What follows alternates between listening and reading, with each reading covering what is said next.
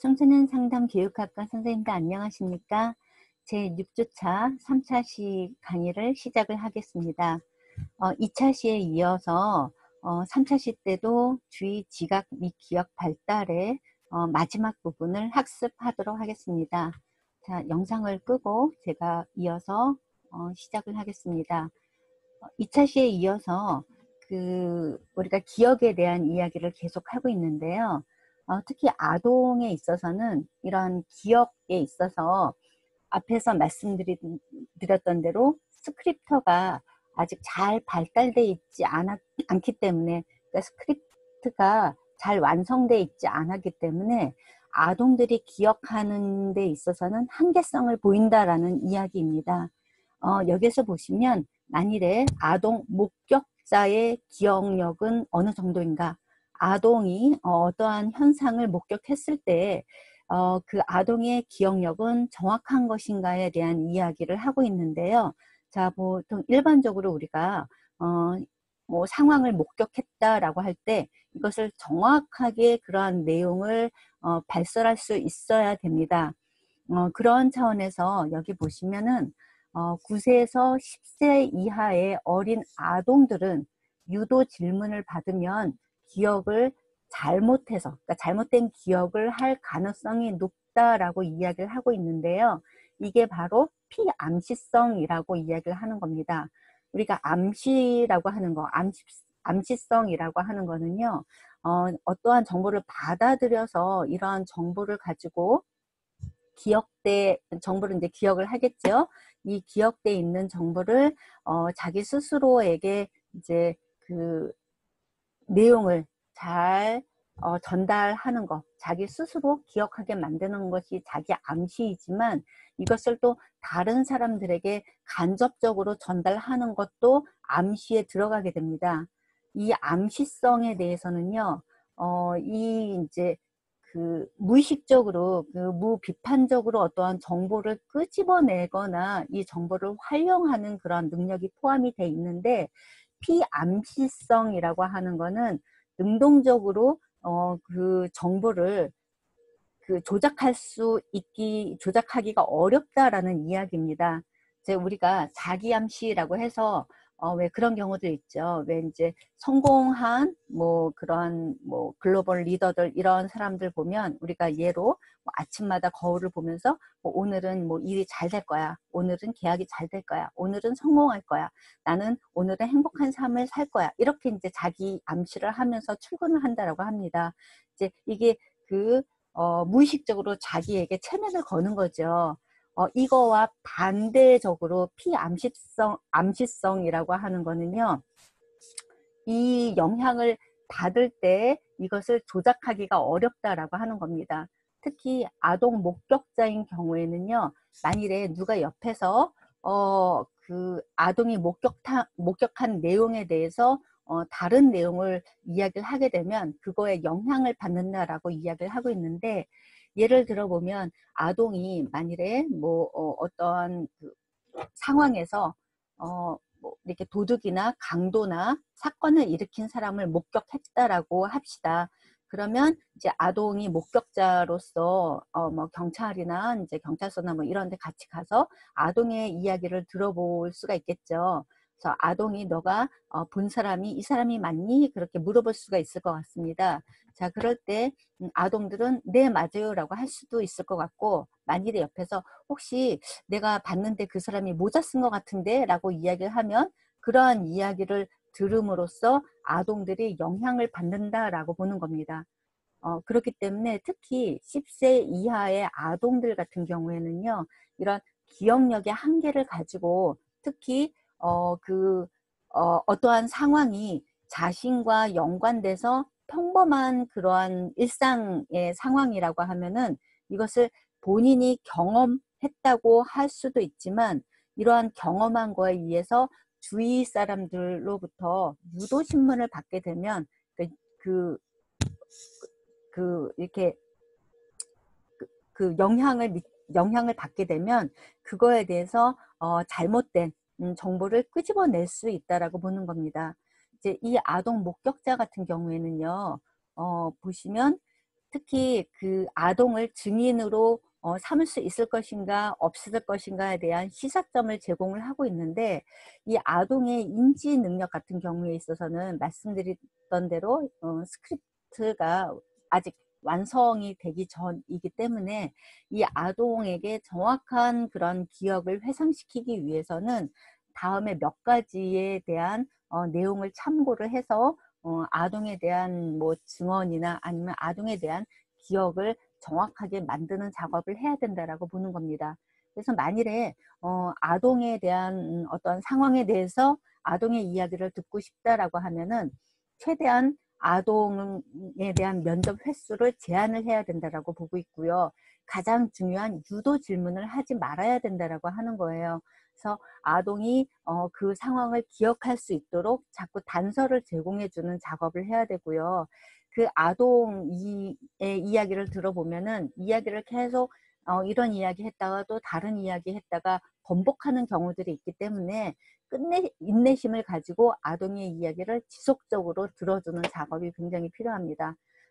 그렇기 때문에 특히 이제 학령기 아이들, 초등학교 저학년 아이들 같은 경우에 만일에 학교에서 다툼 사건이 일어났다든지 뭐 폭력이라고까지는 하긴 그렇지만 싸움이 일어났다든지 할 때는 선생님들의 그런 입장이 굉장히 중요합니다. 그래서 아동들에게 정확한 정보와 정확한 사실을 받아들여서 이거를 가지고 이제 학부모에게 통보를 하고 그런 과정이 있어야 되는데, 이제 아이들 같은 경우에는 뭐 그룹 지어서 뭐 싸움이 일어났다든지 뭐 그룹으로 인해서 뭐 갈등이 있다든지 이럴 때는요, 아이들에게 있어서 서로 자기가 기억하고 싶은 부분만 기억을 하기 때문에 아이들이 대답하는 내용들이 조금씩 다 달라질 수 있다라고 보는 겁니다. 그래서 이러한 그 기억에 있어서는 이제 가장 중요한 정보 처리 속도라고 하고 있는데, 이 어떠한 정보를 받아들여서 내가 이것을 이제 장기 기억으로 넘길 것인가 아니면 단기 기억에서 끝내버릴까 하는 그러한 처리 속도는 연령에 비례를 한다라고 보시면 될 것 같습니다. 그래서 이러한 연령에 비례한다라고 하는 거는 여기에서 뭐 시냅스, 수초화 이러한 개념들이 나오는데요. 보면은 우리가 정보를 받아들여서 뇌세포, 신경세포가 자꾸 활발하게 움직여야만 우리 두뇌에 정보 전달이 빠르게 일어날 수 있거든요. 정보 전달이 빠르게 일어난다라고 하는 이제 속도를 우리가 수초화라고 이야기하는 겁니다.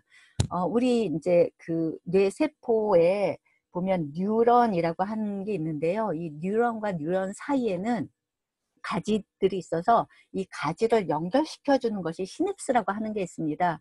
그래서 이 뉴런과 뉴런 사이를 자꾸 이 시냅스가 중간에 자꾸 발생을 해서 연결이 돼야만 이게 빠른 속도로 우리가 뇌 속에 정보가 저장이 될 수 있는데, 그러면 이런 시냅스를 자꾸 많이 수초화시키고 가지치기를 하려면 다양한 자극을 받아들이는 것이 중요하다라는 이야기를 하고 있습니다. 제가 선생님들 지루하지 않게 잠시 뭐 요 기억에 관련된 그 재미있는 영상 하나 보여드리고 이어서 하도록 하겠습니다.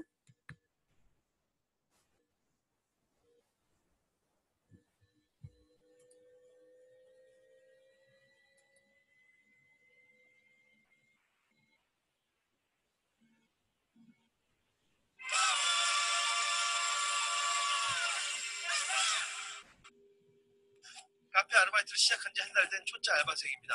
처음엔 생소한 커피 이름 외우는 게 정말 어려웠어요. 근데 알바 시작한 지 이틀 만에 고민이 싹 달아났습니다. 여긴 시골이라 손님 대부분이 아줌마나 할머니이시거든요. 정확한 커피 이름을 말씀하시는 분이 별로 없으셨어요. 어느 날 밭일을 하다 오셨는지 창이 넓은 모자와 몸빼바지를 가슴까지 올려 입으신 할머니께서 카페에 들어오셨어요. 저기 학생, 그 시기 뭐다냐? 커피 중에 아메리카노예요, 할머니. 그래, 아메리카노고. 아이고, 아닌가? 아까 김신혜가 지대로 알려준디야, 그려. 아메리카가 아니면 아프리카인가? 그 후로 저는 커피를 찾으시는 분께 아메리카노를 주문받는 법을 익혔습니다. 며칠 후 이번에는 청담동 며느리 컨셉으로 보이는 비싸 보이는 옷을 쫙 빼입으신 아주머니 한 분이 다른 아주머니 몇 분을 억지로 끌고 들어오셨어요. 아, 글쎄, 내가 샀다니까 그러네. 아니, 우린 그냥 이런 데보다 그냥 집에서 냉커피 타먹으면 된다니까. 아유, 뭐하러 이렇게 비싼 데를, 아이고. 신랑이 가시다가 세 분이 테이블에 앉히고 전 주문을 받으러 왔습니다. 어서오세요. 여기 메뉴판 있고요. 뭘로 드릴까요? 청담동 스타일 아주머니는 메뉴판에 눈길조차 주지 않고 당당히 말씀하셨어요. 이 친구는 카프리카? 저 친구는 마니또. 저 프락치도 주세요. 몰라도 카프리카, 마니또, 프락치? 외계어인가? 당당하게 주문하시길래 저도 알아들은 척하고 계산대로 돌아왔어요. 메뉴판을 보면서 한참 생각했어요. 카프리카인가? 아, 카푸치노. 마니또는 마키아또. 마지막에 대망의 프락치는 프라푸치노였어요. 커피를 준비해서 아주머니들께 주문하신 카푸치노, 마키아토, 그리고 프라푸치노 나왔습니다 라고 전해드렸지만 아주머니들은 제 말을 개코로도 안 들으셨고 5분 만에 커피를 원샷하고 나가셨습니다.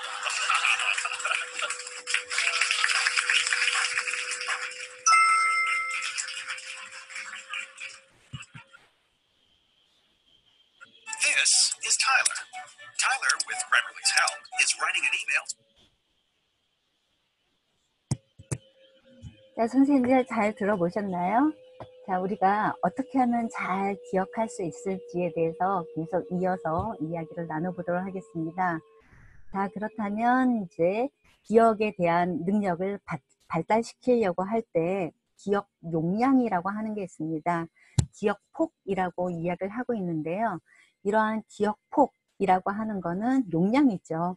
연령에 따라서 증가하고 비례한다라고 계속 나와 있고요. 여기 보시면 2세, 5세 또는 성인기에 있어서 그 단어를 외우는 것을 실험을 했을 때 연령대별로 그 단어 외울 수 있는 숫자가 늘어난다라고 이야기를 하고 있습니다. 그렇기 때문에 어떻게 보면 그 저학년 때 그 외우지 못했던 억지로 뭐 외우게 시켜도 못 외우는 그런 단어들을 나이가 들면은 자연스럽게 쉽게 외울 수 있는 것이 보면 정보 처리 속도가 증가하기 때문이라고 그렇게 이해를 하시면 될 것 같습니다. 이것을 작동 효율성 가설이라고 케이스가 주장을 하고 있습니다. 자, 그렇다면 그 정보를 처리하거나 기억하는 그런 능력에 있어서 나이가 어리면 어릴수록 그런 억제할 수 있는 그런 그 능력이 떨어지게 됩니다. 예를 들면은 지금 이제 아직 그 대학뿐만이 아니라 학교에서도 온라인 개강을 하고 있잖아요. 온라인으로 계약을 하고 있기 때문에 노트북을 보거나 이제 그런 식으로 동영상을 시청을 해야 됩니다. 아동들도 그런 과정에서 자기가 이제 들어야 되는 동영상만 시청을 해야 되는데 이것뿐만이 아니라 조금 듣다가 이제 뭐 듣기가 굉장히 힘들겠죠. 선생님들도 그러시겠지만 뭐 아까처럼 재미있는 그냥 동영상을 시청을 한다든지 아니면 게임을 한다든지 이렇게 자기 스스로 인지적으로 억제할 수 있는 능력이 떨어지기 때문에 이것을 이제 비능률적인 억제라고 이야기를 하고 있거든요. 그러니까 그런 것들이 7세 이후부터 작동이 가능하기 때문에 어린 학생일수록 옆에서 보호자가 같이 그런 작업을 수행할 수 있도록 도와주는 역할이 굉장히 필요합니다. 이러한 억제를 우리가 잘 할 수 있어야만 어떻게 보면 정보 처리 속도가 빨라질 수 있기 때문이라고 그렇게 이해를 하시면 되겠고요.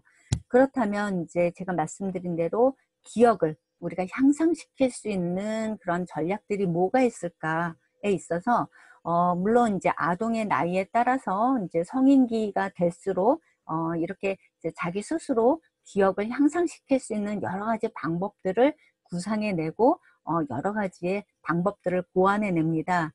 이제 그 중에 첫 번째가 전략이라고 하는 게 있습니다. 이 전략이라고 하는 거는 어떠한 과제, 그러니까 해야 하는 일들 있죠.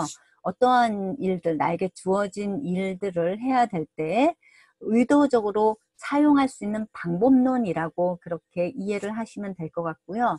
이러한 전략들을 어떻게 사용할 것인가가 기억력 발달의 중요한 요인이 될 수 있다라고 강조하고 있습니다. 이거 마찬가지로 전략도 연령대에 비례해서 그 연령이 증가하면 증가할수록 다양한 전략을 구사할 수 있다라고 그렇게 이해하시면 될 것 같고요. 이러한 전략을 사용한다라고 하는 거는 비로소 학령기가 되어야만 이런 전략 사용이 가능하다라고 그렇게 정리하시면 되겠습니다. 그러니까 학령기라고 하는 거는 이제 초등학교 들어가야만 그게 자기들이 어떠한 방법을 사용을 해서 어떠한 일을 수행할 수 있을지를 스스로 해결할 수 있는 그런 조작 과정이거든요. 그렇다면 이제 제가 예를 한번 들어드리면 이제 그 유치원생들하고 초등학생들을 이렇게 만일에 5, 6명 정도 그룹이 되어 있는 그런 집단에다가 축구공을 하나 줍니다. 그러니까 유치원생들에게도 축구공을 하나 주고 초등학생에게도 축구공을 하나 주고 자유롭게 놀아보라라고 이렇게 이제 과제를 냅니다. 그러면 유치원생들 같은 경우에는 축구공을 놓고 애들이 우르르 그냥 몰려다니는 거예요. 축구공 놓고 다 같이 공을 차고 그런 활동을 하게 되는데 초등학생들의 이제 활동을 봤더니 만일에 5명 또는 6명 집단으로 했을 때 아이들이 나름대로 전략을 구상을 합니다. 어떻게 하냐면 자, 축구공을 줬을 때 자, 아이들이 이야기를 하죠. 자, 우리가 한 번에 놓을 수도 있지만 일단 편을 나눠서 축구 시합을 하자. 그러면 5명이라고 하면은 2명, 2명 하고 1명이 남겠죠. 그럼 아이들이 또 전략을 세우는 거예요. 1명 너는 심판을 봐. 이제 그런 식으로 나름대로 이제 유치원 때의 집단하고 우리가 학령기 집단하고 나름대로 과제 수행을 하는 방법을 스스로 생각해낸다라고 보는 거예요. 그래서 만일에 6명이면 3대3으로 또 축구 시합을 하겠죠. 또 그런 과정에서 축구 시합에서 자기네 편이 이기기 위해서는 나름대로 이제 나누어진 집단별로 어떻게 그 축구 시합에서 이길 수 있을 것인가를 전략을 짜게 되겠죠. 이제 이러한 활동들을 보면 연령대에 비례해서 다양한 방법을 구상을 할 수 있다라고 하는 것이 전략 개념으로 이해하시면 되겠습니다. 우리가 기억 전략을 발달시키기 위해서는 이제 두 번째 암송이라고 하는 게 있습니다. 이제 저번 차시에서 제가 선생님들에게 단어를 이렇게 제공을 해 드렸잖아요. 단어를 제공을 해서 이거를 뭐 1분 동안 외워보세요 라고 했을 때 우리가 이 암송 전략은 이제 학습에 있어서 굉장히 중요한 전략입니다.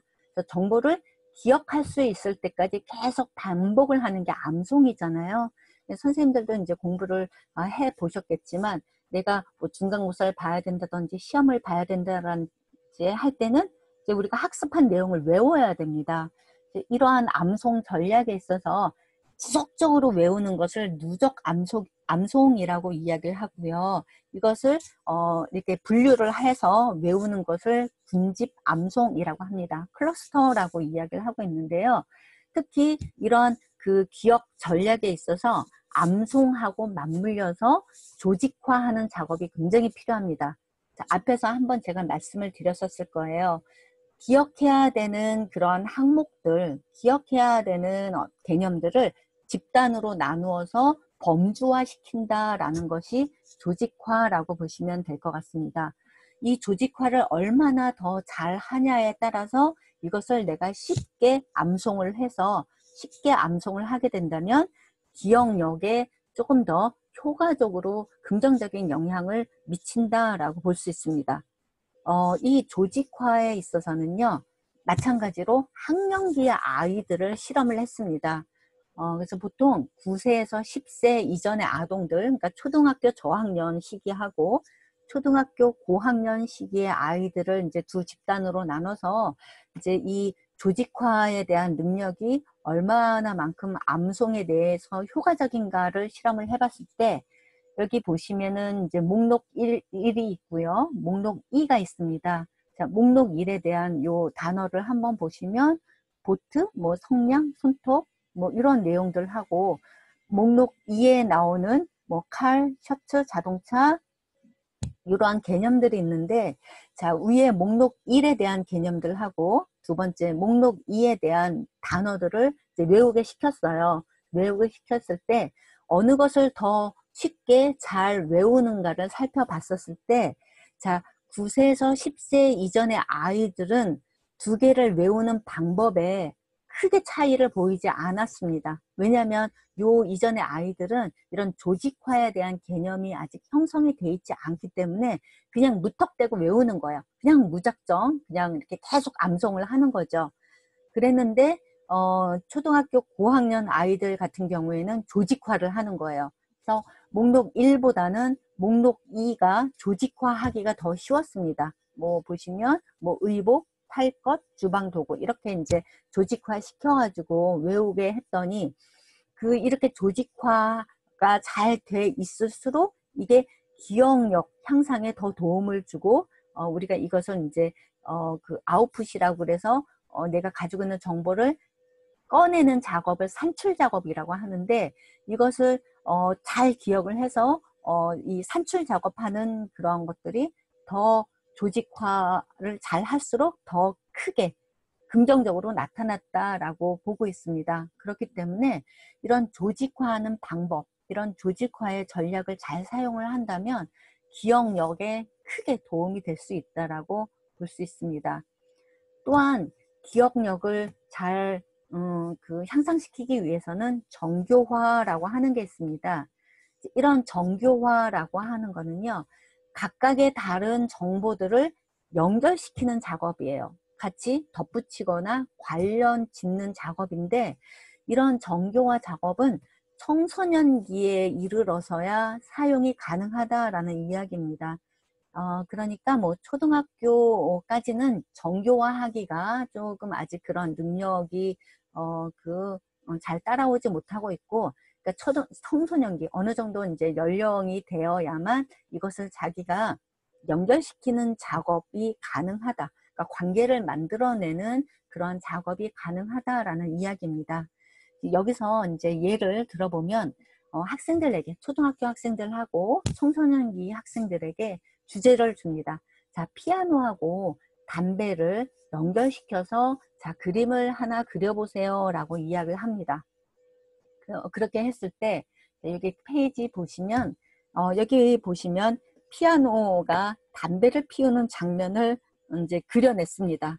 이제 초등학생 같은 경우에는 피아노 위에 그냥 담배를 덩그러니 그려놓거나 아니면 피아노 뭐 옆에 뭐 담배를 그려놓거나 그런 식으로 그냥 같이 한 그림 안에 같이 두 물체가 놓여져 있는 이제 그림만을 상상해서 그렸는데, 청소년기 같은 경우에는 이 두 개의 각각의 연관성 없는 정보들을 연결을 해서 이렇게 하나의 의미 있는 작업으로 상상을 했고 이것을 표현해 냈다라고 하는 것을 보고 이만큼 정교화가 가능하다라고 하는 시기는 이제 청소년이 되어야만 이게 이제 충분히 그 기능을 할 수 있다라고 보는 거죠. 그래서 어떠한 그 뭐 과제를 수행을 한다든지 그런 게 있어서 그 학년별로 해야 되는 이제 수행 과제들의 차이를 보이고 이런 것들이 기억에 있어서 어떻게 활용되는지를 보여주는 사례라고 보시면 되겠습니다. 자, 209페이지 보시면은 이제 기억 전략의 발달 과정 중에 있어서 인출 전략이라고 하는 게 있습니다. 자, 아까 말씀드린 대로 그 정보를 내가 이제 받아서 그 정보를 이제 밖으로 꺼내는 작업, 이제 그것을 이제 단서 인출 정보라고 이야기를 하는데요. 앞서서도 말씀드렸던 대로, 그러니까 그 이제 부모나 아니면 보호자가 어떠한 질문이나 어떠한 단서를 제공하냐에 따라서 인출할 수 있는 그러한 단어나 어휘력의 차이를 보일 수 있다라고 보는 거죠. 예를 들면 학교 다녀온 아동들에게 학교에서 뭐 했니? 라고 물어보면 놀다 왔어요. 이렇게 이야기를 합니다. 그러면 또는 영화를 하나 보고 나서 이 영화가 재밌었니? 라고 하면 네, 재밌었어요. 또는 재미없었어요. 이렇게 이제 폐쇄형의 답변으로 이루어지는 경우들이 있는데요. 그래서 이제 아동들에게 자기가 가지고 있는 정보를 더 잘 이제 기억을 하고, 우리가 앞에서 일화 기억이라고 말씀을 드렸잖아요. 그런 기억의 폭을 확대시키기 위해서는 아주 구체화해서 물어보는 작업이 필요하다라는 것을 말씀드리고 싶습니다.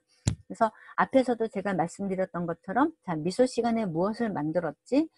국어 시간에 배웠던 내용은 무엇이? 해서 아이들이 자꾸 생각을 하고 사고를 하고 자기가 가지고 있던 정보를 끄집어낼 수 있는 그런 질문으로 유도하는 것이 필요하다라는 이야기입니다.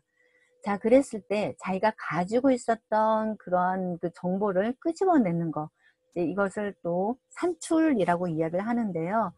이런 산출, 끄집어내는 것을 제대로 하지 못할 때는 산출 결함이 발생한다라는 이야기를 하고 있습니다. 산출에 결함이 생긴다라는 이야기를 하고 있는데요. 우리가 그 아이들 같은 경우에는 이제 보시면 학교에 가서 뭐 받아쓰기 시험을 본다든지 또 무슨 여러 가지 뭐 과제를 한다든지 뭐 선생님 질문에 답변을 한다든지라고 할 때 집에서는 분명히 뭐 받아쓰기를 충분히 연습을 하고 갔음에도 불구하고 생각보다 받아쓰기 점수가 잘 안 나와요. 이런 거는 산출 결함이 되겠죠. 열심히 연습을 하고 암송을 하고 그렇게 갔는데도 불구하고 이제 아이들이 제대로 그것을 어떤 활동을 수행해내지 못하고 올 때는 이제 산출 결함이 생겼다라고 이야기를 하는데, 이러한 산출 결함을 최소화하기 위해서는 금전적인 자극을 주는 방법이 있다라고 이야기를 하는 겁니다. 예를 들면 너가 받아쓰기를 만일에 아이들이 50점을 받아왔다라고 할 때 내일 받아쓰기를 70점 받아오면 엄마가 돈 1,000원을 줄게. 이제 이게 금전적 자극이거든요. 그러면 너가 만일에 중간고사에서 100점을 받아오면 뭐 엄마가 핸드폰을 사줄게. 이런 것들은 부모들이 늘 쉽게 사용하는 금전 전략이에요. 여기서는 이제 이런 금전 자극을 사용을 하게 되면 그 산출에 대한 그런 효과성이 6배 이상으로 강해진다라고 보고 있습니다. 우리가 금전 전략이 어떻게 보면 제일 효과성 있는 학습 능력을 향상시키는 방법이거든요. 그래서 엄마들이 많이 이런 방법을 많이 쓰죠.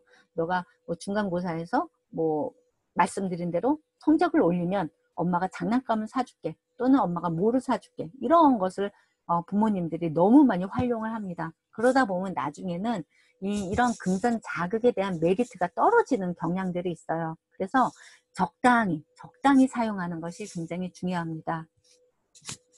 이런 산출 결함 또는 활용 결함이라고 해서 이제 그 인지적 정보, 그러니까 그 받아들인 이제 정보를 어떻게 활용할 것인가에 있어서는 이것도 마찬가지로 연령이 발달하는 거에 따라서 이렇게 이제 그 비례적으로 활용할 수 있는 그런 능력이 향상이 되는데요.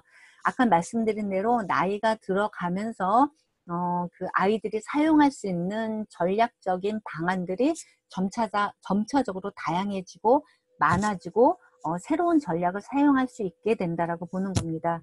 자, 이런 것들이 이제 보시면 이제 여기 그냥 넘어가고요. 그림에 보시면 이제 나이가 들어갈수록 아이들이 이런 전략도 사용하고 저런 전략도 사용하고 이제 다양한 전략을 사용하게 될 수 있다라고 하는 것들이 이제 이 기억에 있어서 또는 학습 능력을 향상시키는 비법이라고 보시면 될 것 같고요. 나이가 들어가면 이제 자연스럽게 아이들이 스스로 깨우쳐서 뭐라고 하지 않아도 이제 그러한 능력을 사용할 수 있게 된다라고 보시면 되겠습니다. 자, 이어서 213페이지 보시면 상위 기억이라고 하는 게 있습니다. 이제 상위 기억이라고 하는 거는 이제 아이들뿐만이 아니라 우리가 성인들 같은 경우에도 자기가 가지고 있는 정보를 저장하고 이 정보를 내가 끄집어내는 그러한 모든 활동에 대한 포괄적인 지식을 상위 기억이라고 이야기를 하고 있습니다. 이러한 상위 기억을 아동들 같은 경우에는 과대평가를 하는 경향들이 있어요. 그러니까 자기가 활동할 수 있는 기억의 용량이나 자기가 이것을 기억할 수 있는 정보의 저장에 대한 능력을 자기가 가지고 있는 능력 이상으로 나는 할 수 있다. 그렇게 이야기를 하는 것들이거든요. 예를 드리면 이런 것들입니다. 자, 유치원생하고 초등학생들하고 이제 학자들이 다 실험을 한 거예요. 유치원생하고 이제 초등학생들하고 아이들에게 10장의 뭐 그림이 그려져 있는 종이 또는 낱말이 적혀져 있는 그런 10장의 종이를 줍니다. 주면서 이제 아이들에게 물어봐요. 초등학생 아이들에게 너는 이 10장의 종이 중에서 이 10장에 돼 있는 뭐 그림이나 이 낱말을 몇 개까지 외울 수 있니? 라고 하면 유치원생 아이들은 10개 다 외울 수 있어요. 이렇게 대답을 하는 거예요. 이게 상위 기억입니다. 나는 내가 능력을 이 정도로 가지고 있다라고 이야기를 하는 거예요. 그러면 만일에 초등학생에게 똑같이 물어봅니다. 초등학생들에게 몇 개까지 외울 수 있겠니? 라고 물어보면 어떤 아이들은 5개요. 또 어떤 아이는 7개요. 라고 대답을 합니다. 이제 이 유치원생들은 거의 10개 다 외울 수 있어요. 라고 이야기를 하지만 실제 외울 수 있는 건 3, 4개 정도밖에 되지 않습니다. 자기의 능력을 과대평가하는 거예요. 자기의 기억 능력을. 이게 상위 기억이라고 보시면 될 것 같아요.